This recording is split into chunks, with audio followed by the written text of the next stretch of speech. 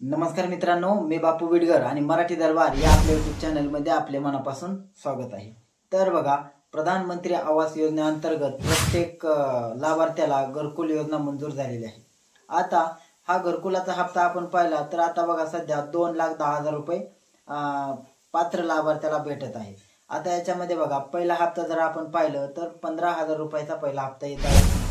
दुसरा हप्ता पाहिला तर 70,000 रुपयाचा दुसरा हप्ता येतोय। तिसरा हप्ता पाहिला तर तो 30,000 रुपयाचा येतोय आणि घरकुल तुमचे पूर्ण झाल्यानंतर त्यासाठी बघा तुम्हाला 5,000 रुपयाचा हप्ता येत आहे। आता याच्यामध्ये बघा, रोजगार हमी योजना ही एक अतिशय महत्त्वाची आहे। तुम्ही जे कामाला कामगार लावले त्याचे सुद्धा पैसे तुम्हाला भेटतात। जर तुम्ही याकडे दुर्लक्ष केले तर तुम्हाला जे 28,000 जवळपास 28,000 रुपये जे रोजगार हमीचे भेटणार आहेत तर ते पैसे तुम्हाला भेटणार नाहीत। आता बघा, हेच रोजगार हमीचे पैसे घरकुल योजनेसंदर्भातले तुम्ही कसे काढायचे हेच आपण या व्हिडिओच्या माध्यमातून पाहणार आहोत। तर बघा, ही एक केंद्र शासनाचा योजना आहे।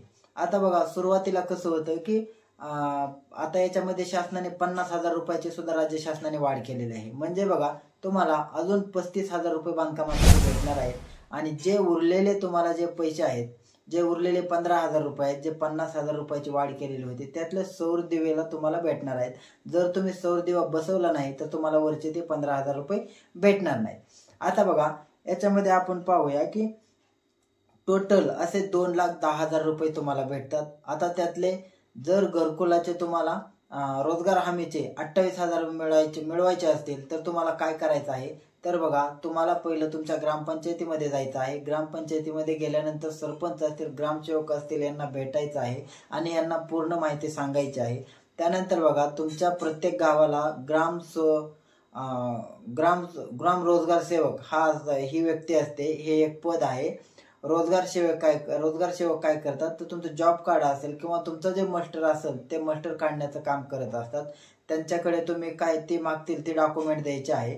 ते डॉक्युमेंट दिल्यानंतर ते नमुना 4 नंबर भरतील आणि ते 4 नंबर भरल्यानंतर तुम्ही जे आवश्यक असलेले इतर शेजारी असतील किंवा इतर गावातील व्यक्तींचे जे कामगार आहेत त्यांचे तुम्ही जॉब कार्ड द्यायचे आहे।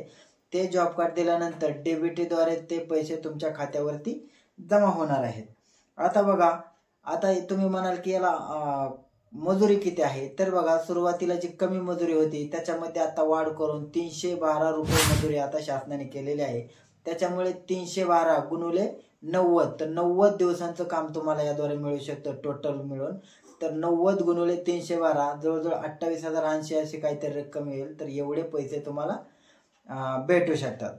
आता यानंतर बघा, यानंतर काय होणार आहे की तुमचे जे ग्रामसेवक आहेत किंवा यांचे सुद्धा त्या ठिकाणी सही लागते, कारण रोजगार सेवक हा जॉब कार्ड असेल आणि तुमचे जे मास्टर असेल हे तुमचं घेईल आणि नमुना 4 नंबर भरेल। त्यानंतर जिओ टॅगिंग केलं जाईल, तुमचे ते डॉक्युमेंट ऑनलाईन होतील आणि डीबीटी म्हणजे डायरेक्ट बेनिफिट ट्रान्सफरद्वारे जे तुम्ही ज्यांचं त्यांना जॉब कार्ड दिलं होतं त्यांच्या खात्यावरती हे पैसे जमा होतील।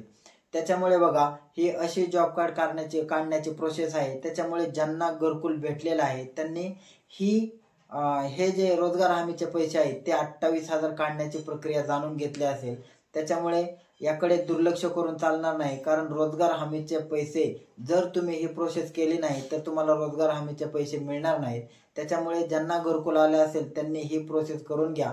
तसेच आता सर्वांना प्रश्न पडला होता की वाढीव 50,000चं कसं करणार आहे, तर बघा, हे राज्य शासनाने घोषणा केलेली आहे। आता याच्यामध्ये 50,000 रुपये जरी त्यांनी वाढीव केलेले असले तरी याच्यामध्ये तुम्हाला फक्त 35,000 रुपये बांधकामासाठी वापरता येणार आहेत आणि जे उरलेले 15,000 रुपये आहेत ते तुम्हाला तुमच्या छतावरती सौर दिव्यासाठी दिलेले आहेत। तुम्हाला तिथं सौर संच बसवायचा आहे आणि जर तुम्ही तो सौर संच बसवला नाही तर तुम्हाला त्याचे 15,000 रुपये भेटणार नाहीत।